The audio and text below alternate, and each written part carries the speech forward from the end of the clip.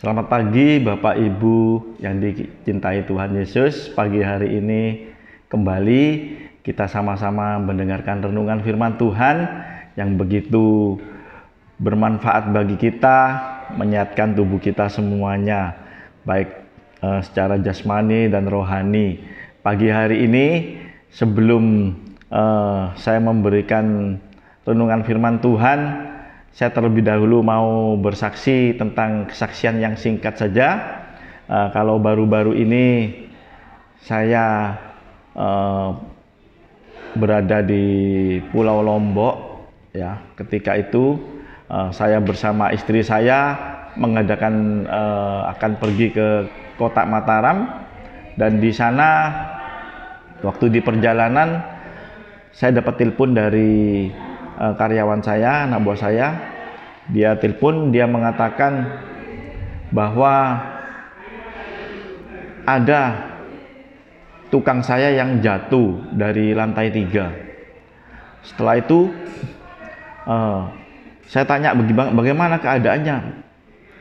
Lalu anak buah saya dia mengatakan bahwa yang jatuh itu tukang saya itu dia tidak sadar, lalu kepalanya pecah dan tulang rahang patah, dan katanya badannya itu banyak yang patah. Setelah itu dibawa ke rumah sakit terdekat di sana, dan akhirnya dirujuk lagi ke rumah sakit yang lebih besar di Blambangan. Waktu saya dikatakan begitu, saya sama istri saya, sama Susan, saya langsung berhenti di pinggir jalan. Saya langsung berdoa bersama istri saya langsung berdoa.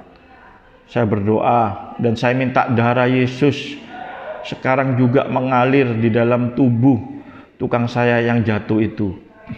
Lah waktu itu saya tidak bisa berbuat apa-apa sama istri saya hanya bisa menjerit, memanggil kepada Yesus, minta tolong kepada Yesus, dan darah Yesus yang mengalir saat itu juga di dalam tubuh tukang saya ini. Singkat cerita, sorenya waktu itu di jalan, saya waktu masih keliling di kota, waktu itu saya ke kota Mataram, waktu di perjalanan pun saya tetap sama istri saya masih komat kamit berdoa sendiri, ya gitu ya, ngomong sama Tuhan. Setelah itu sorenya saya dapat kabar bahwa tukang ini harus dioperasi karena ada pendarahan otak. Lalu dikasih tahu bahwa tulang rahangnya patah, tulang rusuknya patah. Lalu saya katakan, ya tidak apa-apa sudah kalau mau operasi. Saya tanyakan, katanya dokter, katanya anak buah saya, hasilnya bisa 50-50. Kalau dioperasi bisa berhasil 50%, bisa enggak. Dan waktu itu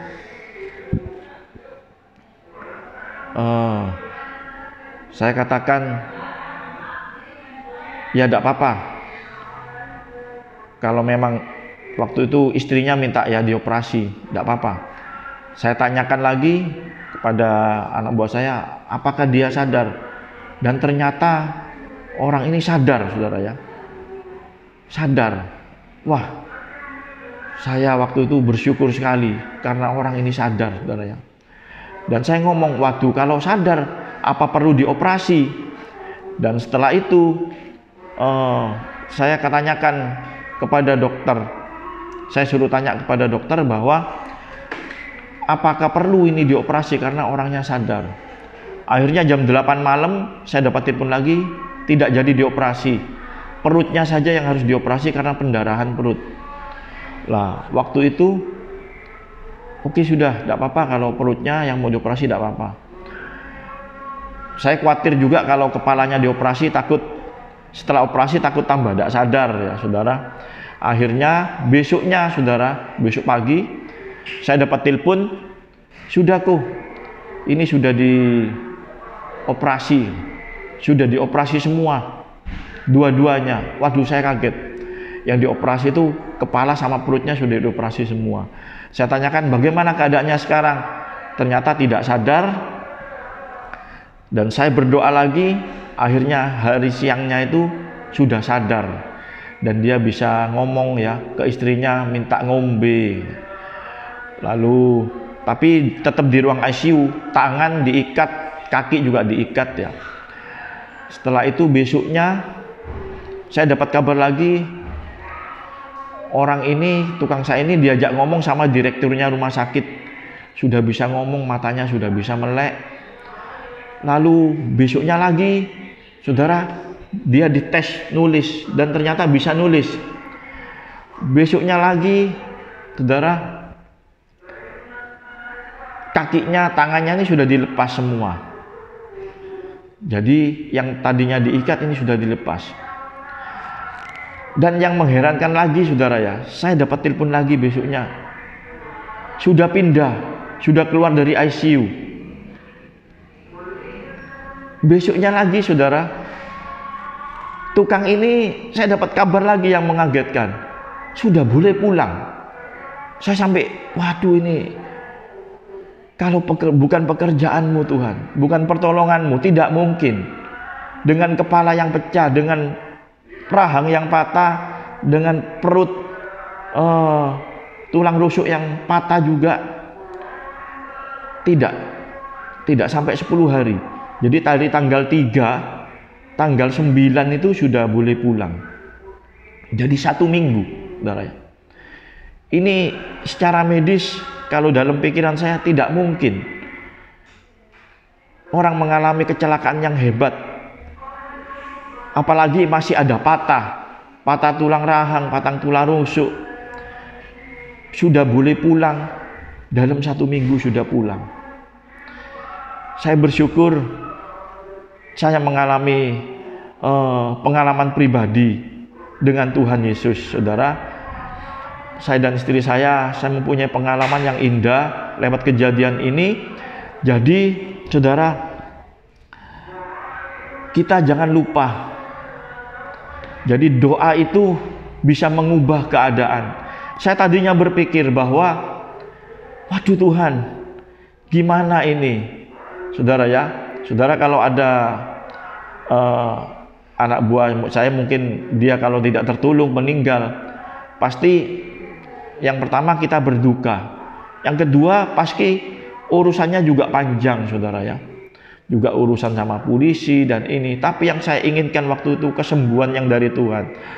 Dan saudara, di dalam Matius 6 ayat 6 di sana juga, saudara, Tuhan katakan Tuhan itu akan menjawab doa kita waktu kita berdoa kepada Dia. Jadi waktu kita berdoa kepada Tuhan, kita membuka pintu untuk Tuhan ada di dalam masalah kita, ada di dalam kesulitan kita, ada di dalam kesesakan kita.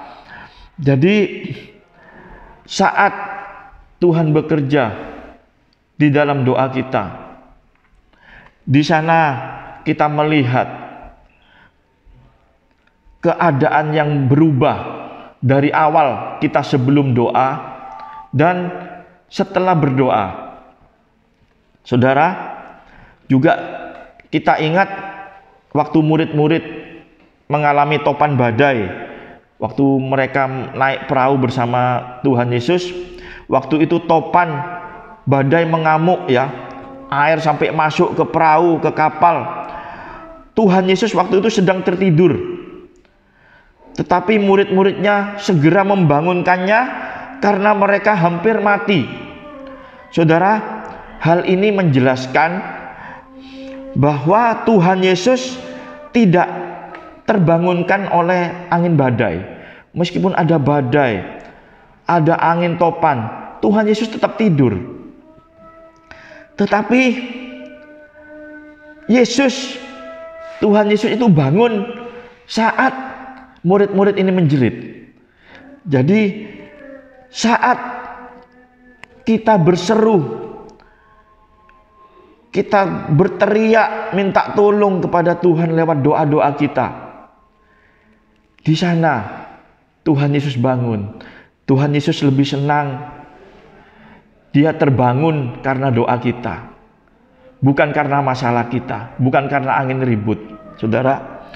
Jadi mari kita saat-saat ini mungkin kita bosan doa itu saja, tetapi saudara, doa itu besar kuasanya. Dengan kita berdoa, kita membuka pintu untuk Tuhan hadir di dalam masalah saudara dan saya. Saudara, di dalam 1 Tesalonika 5 ayat 17, di sana dikatakan tetaplah berdoa. Lalu di dalam Matius 18 ayat ke-19 dikatakan, dan lagi aku berkata kepadamu, jika 2 orang daripadamu di dunia ini sepakat meminta apapun juga permintaan mereka, itu akan dikabulkan oleh Bapakku yang di surga. Jadi saudara, mari kita utamakan berdoa. Apapun juga. Dan barusan saudara, baru setelah kejadian 3 November kemarin, 1 minggu yang lalu, kemarin lusa, ada kejadian lagi. Waktu itu anak buah saya mau berangkat. Dia mau ke Lombok, saudara ya. Dia naik sepeda motor bersama anaknya. Dia mau kerja di Lombok. Saya khawatir karena dia naik sepeda motor. Jadi waktu dia berangkat, saya berdoa, saudara ya. Tuhan Yesus lindungi Pak Sanusi ini yang berangkat. Tuhan Yesus lindungi di jalan. Hindarkan dari semua mara bahaya apapun juga. Saudara, waktu dia sampai di kapal, dia berjalan. Perjalanan kapal itu kira-kira 11 jam. Setelah itu sore-sore seharusnya dia sampai, saya dapat kabar bahwa kapalnya itu kebakaran. Ada kapal kebakaran. Saya dikirimi video-video waktu itu sama teman saya. Waduh, ini sekarang ini kejadian. Kok ini sekarang kejadian? Lalu saya lihat, waduh, ini berarti apakah kapal yang dinaiki anak buah saya atau bukan? Dan puji Tuhan saudara, setelah saya telepon, dia baru mendarat. Berarti kapal yang terbakar itu kapal yang di belakang dia, saudara ya. Jadi puji Tuhan, Tuhan Yesus sudah melindungi semua apa yang saya doakan, terutama waktu itu tukang saya. Dan pagi hari ini jangan jemu-jemu kita berdoa. Haleluya. Sekian sarapan pagi hari ini. Haleluya.